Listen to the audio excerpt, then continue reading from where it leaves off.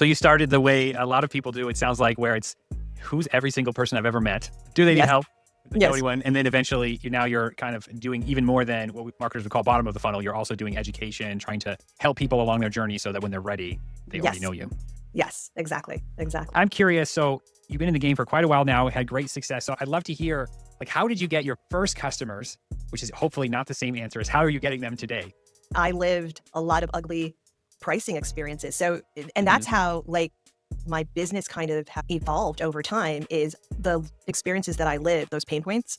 I actually now work with other entrepreneurs, even seasoned entrepreneurs. We're not taught this stuff, right? We're not taught to, how to maybe solution sell or how to scale a business or how to, let go of control so that you can grow the business or put the structure in place so that the business is supported. So yeah, there's a lot. But for me, it was undervaluing myself.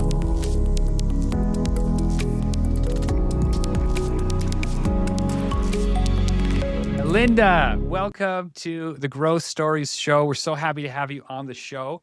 So Linda Hunt, you're the founder of SumSolutions. And I just want to talk to you a little bit about your business journey. What made you start this in the first place? And who are you serving? Well, Jean-Michel, thank you so much for having me. I'm really excited to be talking to you and your audience today. I'm going to call it an entrepreneurial seizure. I'm a corporate dropout. I was traveling about 95% of the time for 4 years, and I had just hit burnout. Yeah. And I remember, so funny story, I didn't marry my limo driver, but I had the same limo driver going to and from the airport. And he had just started this business where it was a shared ride, which was something novel at the time. And he was having trouble with his business. So I started like giving him advice and I started really enjoying it. And then I hit my limit, right, with travel. And I asked my boss, I said, can I stay home for like a month, just to have a life? And they kind of said no. And that spurred me on to, okay, I liked what I was doing with the limo driver. I'm going to do this full time. So I left without a plan. I just leaped into entrepreneurship.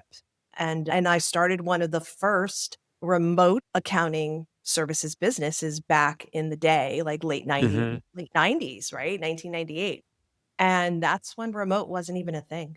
It was not even a thing. I have so many questions for you about this. So what was the straw for you with travel? I've had this too, where like, for me, it was like every 2 weeks, I would live somewhere for 2 weeks. And, hotel food at some point, it doesn't matter how good it is. It doesn't. It doesn't. And again, and I stayed in a nice But hotel. what was like it you. for you? Yeah, for me, it was starting to be the fact that I was never home. Like people, I was actually up in Canada. I was up in Canada for a year when the straw hit, and I loved Canada. But people from the corporation used to call me and say, "Hey, I hear you're up there. Can I have dinner with you?" It's like people I didn't even know in the corporation. But what did it for me was the fact that I wasn't having a life at home.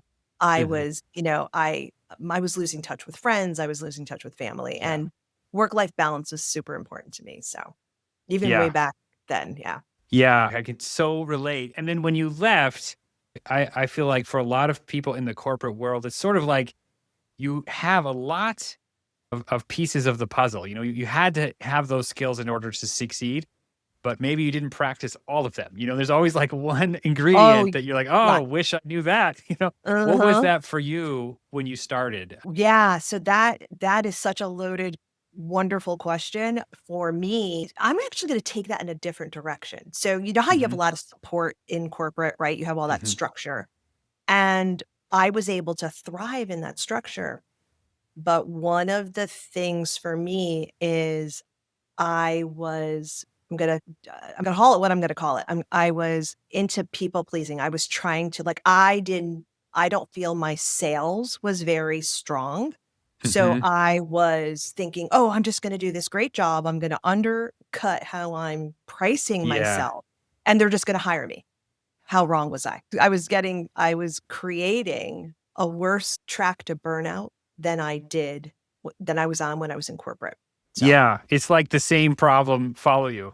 Yes, the same problems follow you. Absolutely. And I mean, I lived a lot of ugly pricing experiences. So And Hmm. that's how like my business kind of evolved over time is the experiences that I lived, those pain points. I actually now work with other entrepreneurs, even seasoned entrepreneurs. We're not taught this stuff, right? We're not Hmm. taught to, how to maybe solution sell or how to scale a business or how to, let go of control so that you can grow the business or put the structure in place so that the business is supported. So, yeah, there's a lot. But for me, it was undervaluing myself. So you must have found a way to start charging a more reasonable rate that allows a little bit Yeah. of oxygen to I did. operate. I Yeah, did. Yeah. because So, you're still here. right. I'm still here. Absolutely. Yeah. So, yes, the short answer is yes. How basically what I did was I don't want to say I started like everybody else, but I was Hmm. charging by the hour. Hmm. And I quickly learned that I was being actually penalized because the faster I worked, the Yeah. less I made, and it didn't feel in integrity, especially around accounting services, right? To be padding the hours, right? That did not Hmm. feel good at all. Hmm. So I, out of necessity for myself, what was happening is I said, well, how do I make this leap from charging by the hour to maybe creating consistent income for myself? Well, the only way I can do that is if I can look at someone's accounting file. So I created a process for myself that actually ended up being something I actually teach and share with other service providers is I'm going to call it just like a baseline audit, right? So you go in and I say, well, I'm going to look at these three things. You're going to pay me a little flat rate fee, and then I'm going to give you some value. Hmm. I did that for myself. And that alone, like I think I called it a bookkeeping audit or something like that in the back Hmm. of the day. Now it's evolved, but and we provide a more comprehensive service, but that allowed me to gain confidence in how to then create value-based packages. And Hmm. that's how I taught myself how to do that and create income that sustained my life and my business so I could grow. Because that I I think love what you that. So it sounds like that serves two purposes. One is a great foot in the door thing to sell because it's Mhm. not a long term commitment. It's very hard to sell people on recurring things if they It don't is. know you. So that's a great foot in the door thing. And then it's a productized service where you can imagine the Mhm, operations get better and better. And you can charge like what the value to the business is or something related to that.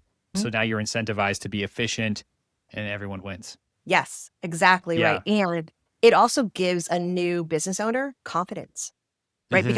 Because a lot of service providers are really great at their service, but they're not necessarily salespeople. So if I call it solution selling because you're selling what you know in a Yeah, it's way. great. And it's funny with pricing, human beings are so irrational It's about pricing. It's amazing to see how that works. But because, doing pricing experiments, you'll see, wow, if I charge less now and upsell later, it'll work better, even though it's more, the things like this Mhm. are always surprising. But does it seem like this to you that, you know, somehow the pricing isn't up to you because the market there's some range, the market will accept. Sure. And that's what the value of that thing is. If you charge less than that, you go out of business. So there's only a little Well, range for certain the things, depending on yeah, the angle. and I'm gonna challenge you on that a little bit because especially in the services business, right? Hmm. It's about the transformation that you're delivering. And the clearer you are about that transformation that you're delivering, the key to pricing, especially in service, Hmm. is understanding the transformation that you deliver and then creating your workflow to deliver that. Okay. Hmm. So if you there's something I call minimum aligned price, right? Your minimum aligned price is your business expenses plus what you want to pay yourself realistically to survive divided by your billable hours. Okay. Hmm. So it's not all the time you work, but it's the billable hours. So that's your floor. So if you can that, right? If you could figure that out, and then from there you leap into a package, that's where you're creating your profitability, right? So, but your package has to be based on the value, of the transformation that's being delivered. And I mean, I do accounting services, right? How many other people do accounting services? But it's our methodology, right? It's like when I go in and I talk about it and I say, I won't bore you with the details, but I actually walk them through. I actually walk them through. This is how we deliver our services. It creates trust. It creates like, oh, they're buying the Mhm. result. And that's really where Yeah, you want to focus that person. of But course. I do hear you. Yes, the market does bear some, because if I'm providing I accounting services that are 3 times more than everybody else, Yeah. well, what am I Or the doing? transformation. If you ignore all the work we do and you just say like, you wanna go from here to Hawaii and we're all selling if everyone's selling equivalently getting to Hawaii, there's only so much you can charge Correct. within Correct. that particular and whoever Correct. you're serving. They can only afford a certain Right. maybe they Right. have to go economy, maybe they can go a premium, maybe they charter a Right. jet. There's different markets, but at some Right. point, like that's it for you're not going. Yeah, but here's an interesting thing. Mm, We have a newer client. They're a tea house. So tea houses are very popular here in the States now, and there's competition coming up all the time, all over the place. And they charge a certain, let's just say they charge $50 for a sitting at this high tea. And then this mhm, competitor came in, and they're about 30 miles away, and they were charging $5 less. My client called me like, "What do you think? Do you think we should change this?" And I'm like, "No, let's compare apples to apples." I'm like, "Yeah, you're both tea houses, but my client offers more flexibility. My client offers a high touch point. Like the justification was there for $5 more." And mhm. she's busier than ever, but she was, because she saw, so you don't always want to panic when you see someone else's price and lower your price. You want to kind of look at it. Is it apples to oranges? What's the Yeah, difference? So yeah, I hear you, like you said, there's only so many things that are different, right? yeah. That you could do in certain instances. In certain But industries, that yeah, yeah, yeah. and I guess that's why everyone tries to narrow down who they serve and get hmm specific. But I'm hmm curious, so you've been in the game for quite a while now, had I great have. success. So I'd love to hear, like, how did you get your first customers? Which hmm is hopefully not the same answer as how are you getting them today? Oh gosh, it's not. Okay. I mean, back in the day, I mean, coming from corporate, I don't know if you experienced this, but it's like you're going to a completely different world. So you have to kind of Mhm, immerse right in it.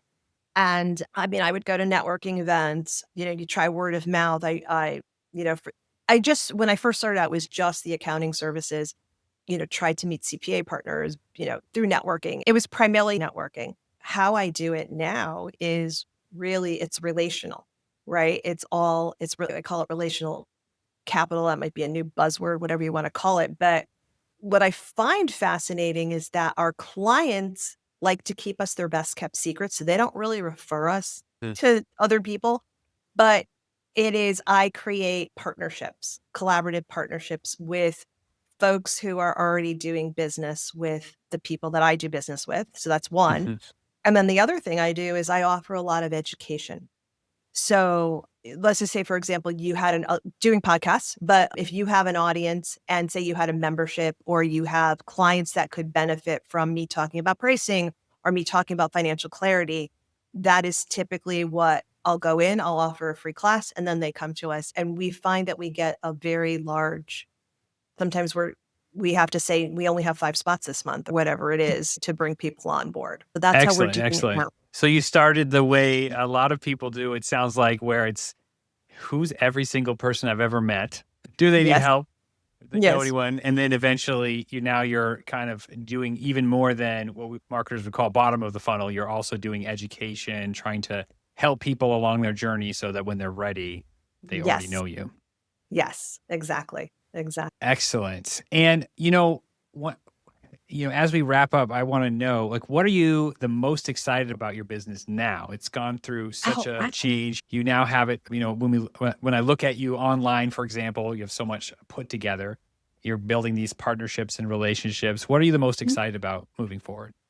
So I have a book coming out early next year.